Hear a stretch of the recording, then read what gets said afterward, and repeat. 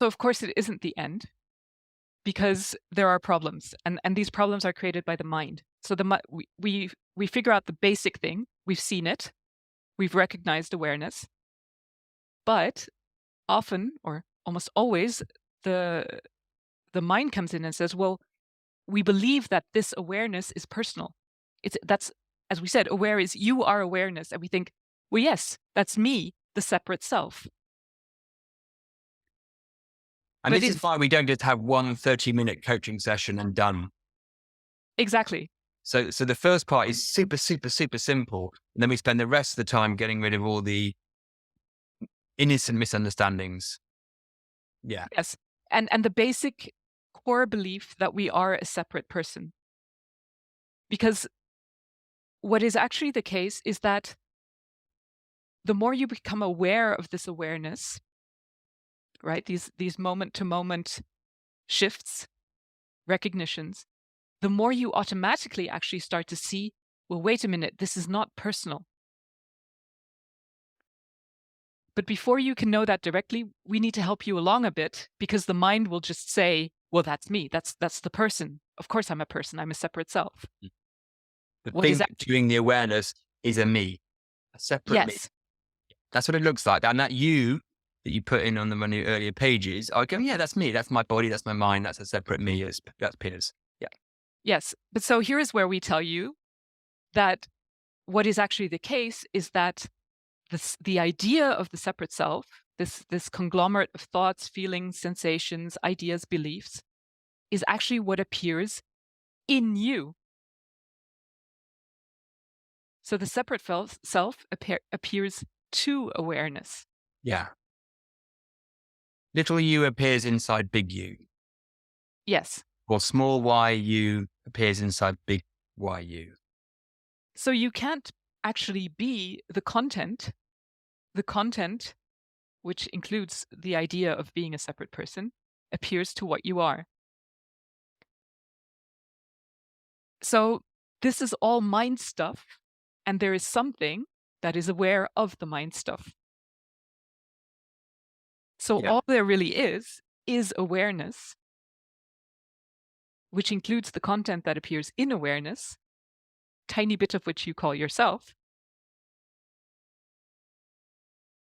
And all that we're doing is seeing or disidentifying with the content. So saying, okay, maybe I'm not the separate self, but I'm that which is aware of it. Yeah.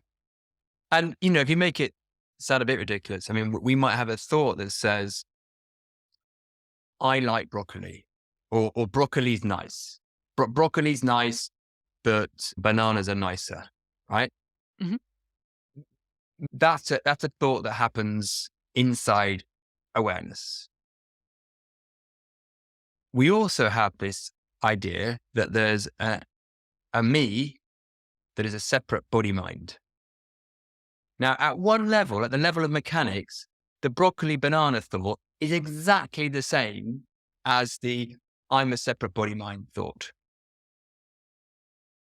But for some reason, the self mind has elevated the I'm a separate me thought to be different to the broccoli banana thought. And actually, we're trying to make one thought be the thing that's aware of another thought, which can't happen. It just can't be like that.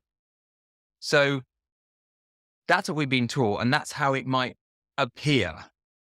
And what we're saying is actually, if you have a look, you cannot ever find the idea of a separate me outside of awareness, outside of thought.